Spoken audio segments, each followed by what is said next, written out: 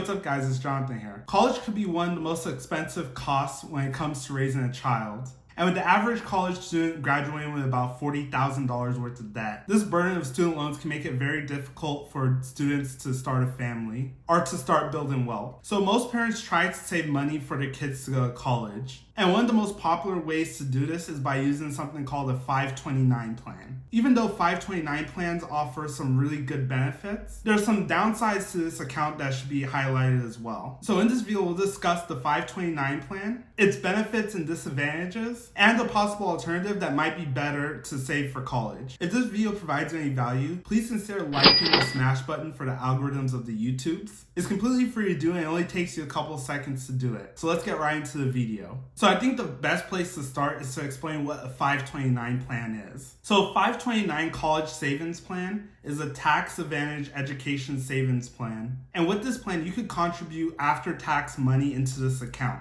And in some cases, you may be able to write this contribution off of your state income taxes. And the ideal is that you would invest the money that you put into this account, then use this money to pay educational expenses in the future. And all of the earnings from this account will not be taxable on your federal income taxes. So almost think about it like a Roth IRA, but for educational expenses. So some of the advantages of the 529 plan is that you can use this money to pay for any educational expenses. Now, usually in the past, this would mean higher educational expenses, like if you went to a trade school after high school, or if you went to a four-year university. But recent tax law changes have loosened the rules on this account. So you can use the money in this account to fund K-12 private education up to a certain amount every year. And you can also use this account to pay off student loans as well. If needed, you can transfer this account to any dependent. So let's say you open the 529 account for one of your kids and they decide that they don't want to go to school after high school. Let's say they decide to start their own business or something like that. You can transfer this account to another dependent of yours. So you can still use that money to benefit that other child's educational expenses. So let's say you have a 529 account for one of your kids and they decide that they don't want to go to college, that they want to go and start their own business or something like that. You can transfer that account to another dependent, even if that other dependent already has a 529 plan out for them. So some of the disadvantages with this account is that if you withdraw money from this account for a non-qualifying expense, you'll have to pay ordinary income taxes and a 10% penalty on any of the earnings in this account, kind of similar to a Roth IRA. And with the 529 plan, you can only open the account once the child has been born. So you can't pre-fund the account before the child's birth. You actually have to wait for the child to be born and then you can open up the account. Also, another disadvantage with this account is that you're limited to invest your money only in the options that your plan gives you.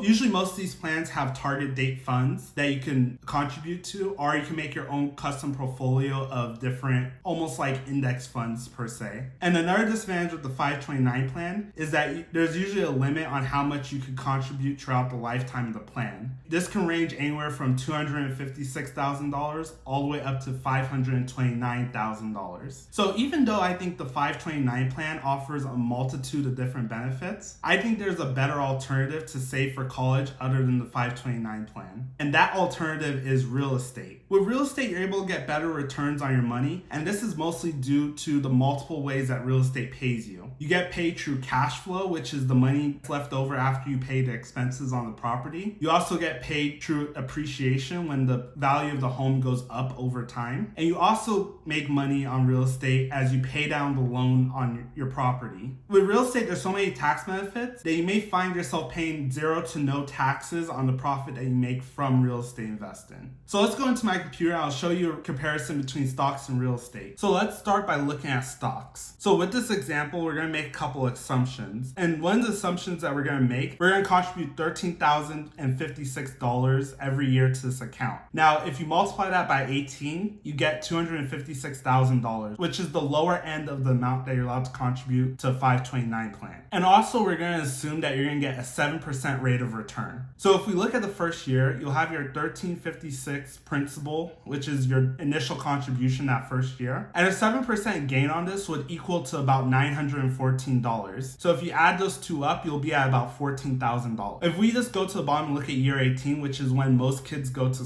college, we would have had saved about $474,000. So that means we would have about doubled our money by saving for college via a 529 plan. And because it's in the 529 plan, we won't have to pay taxes on any of those gains. Now, let's take a look at real estate. So let's assume that we contribute the same amount of money, that same $1,456 that I mentioned earlier. So given that the average home price is about $320,000 right now, so let's assume that every 5 years you save up enough money and you put 20% down on each property every 5 years. And let's assume that your mortgage rate is at 3.5% and that appreciation is about 3% a year. So if we look at the table here, we'll contribute the $13,056 every year, and by year 18 we'll have invested $235,000 into real estate. So let's look at first principal paydown. So by investing in this manner, by year 18 we'll have a portfolio that's worth about $1.8 million worth of real estate. And in this time you'll have renters that are paying down your mortgage for you. Anytime you pay your mortgage, there's interest and there's principal payments. I ran each of these mortgages through a mortgage calculator, and this is about how much principal you would pay throughout the years. By adding up all of these numbers together, we get a grand total of about $280,000. So mind you, you still have your $235,000 that you initially invested, but you've now paid down $280,000 worth of loans. But then I did say that real estate does pay you through appreciation and cash flow as well. Well, we're not going to account for cash flow because that could be a little difficult to calculate, but we will calculate for appreciation. So this entire portfolio, when it appreciates over time, it'll appreciate to be about a little over $500,000 in total over the 18 years. So your grand total profit off of this investment would be $800,000. And this, again, is on top of the principal that you invested as well. And keep this in mind too, I didn't factor in the fact that you're probably going to get a good deal on each of these homes. And this goes to show you the power of investing in real estate and how you could grow your net worth exponentially by investing in real estate versus investing in stocks. So even though I think the 529 plan is a really great way to save for college, I think that real estate is a lot better because if you have a kid who decides not to go to school or something like that, you're not stuck with an account with a bunch of money that you can't withdraw from because you have to pay all those penalties. I also like the fact that you can make a lot more money through real estate. For most of us, the amount of money that we have to invest is very limited. So real estate really allows us to push our dollars further. And with all the tax benefits you get from real estate, I'm not too worried about paying taxes on this. Let's just say you paid 50% of $800,000. That still means that you would have $400,000 plus your initial investment as well, which is way more than you would have inside the 529 plan. So for me, I would much rather take my chances and invest in real estate. So I'd like to thank you for watching. If you enjoyed this video, please hit the like button for the YouTube algorithm. It greatly helps the channel grow. It helps push this video out to as many people as possible. Also, if you enjoy my perspectives and the way I explain things, consider hitting that subscribe button and notification bell so you get notified anytime I post a new video. It's completely free and it does take a couple seconds for you to go down below and hit that subscribe button. Also, let me know what you think. Would you still rather use a 529 account or would you rather stick with stocks? Let me know in the comment section down below. I would love to hear from you guys. Also, check out all my social medias. I try to post there every day. And thank you so much for watching, and I'll see you in the next video.